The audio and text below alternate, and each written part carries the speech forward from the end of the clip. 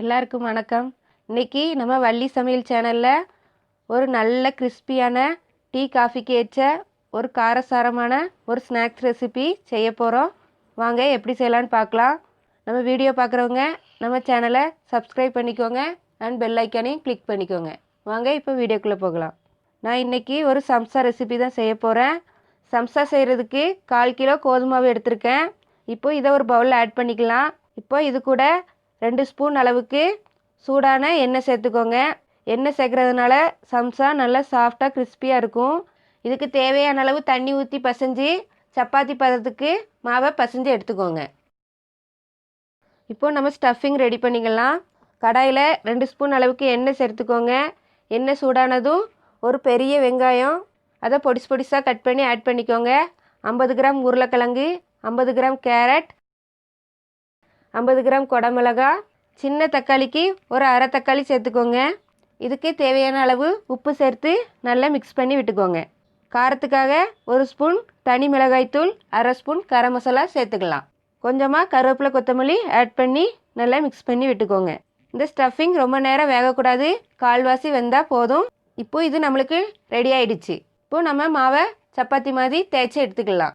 சம்சா செய்கிறதுக்கு மாவை இந்த மாதிரி நல்லா பெருசாக தேய்ச்சி எடுத்துக்கோங்க. இப்போது இதை நம்ம தவால போட்டு எடுத்துக்கலாம்.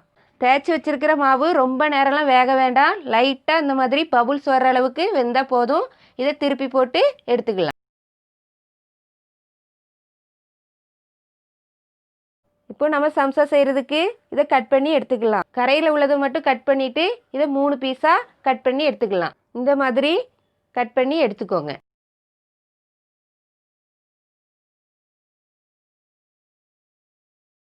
நம்ம ஓரத்தில் கட் பண்ணி எடுத்ததை சின்னதாக கட் பண்ணி நம்ம மசாலா கூட ஆட் பண்ணிக்கலாம். இப்போது நம்ம சம்சாவை ஒட்டுறதுக்காக பேஸ்ட் ரெடி பண்ணிக்கலாம். 1 ஸ்பூன் மைதா மாவு, அதுக்கு தேவையான தண்ணி ஊற்றி பேஸ்ட் மாதிரி மிக்ஸ் பண்ணி எடுத்துக்கோங்க. இந்த மாதிரி ட்ரையாங்கிள் ஷேப்பில் மடக்கி வச்சுக்கோங்க. இப்போது நம்ம ஸ்டஃபிங்கை இதுக்குள்ளே வச்சுக்கலாம். 1 ஸ்பூன் அளவுக்கு உள்ளே வச்சுக்கோங்க. அப்படின்னா தான் நம்மளுக்கு எல்லா சம்சாக்கும் கரெக்டாக வரும். இப்போது இதை பேஸ்ட்டு தடவி ஒட்டிக்கலாம். இந்த மாதிரி எல்லாத்தையும் ரெடி பண்ணி எடுத்துக்கிடலாம். நம்ம வீட்லேயே சம்சா செய்கிறதுனால நம்மளுக்கு ஒரு சந்தோஷமாக இருக்கும். நம்ம எப்போவுமே சம்சா வெளியே தான் வாங்கி சாப்பிடுவோம். இந்த மாதிரி நம்ம வீட்டில் செஞ்சு சாப்பிட்றதுனால ஹெல்த்தியாகவும் இருக்கும்.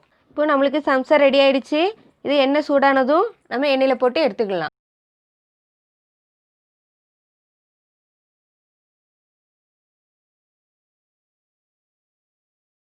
இப்போ இதை நல்லா மாற்றி விட்டு நல்லா ஃப்ரை பண்ணி எடுத்துக்கலாம்.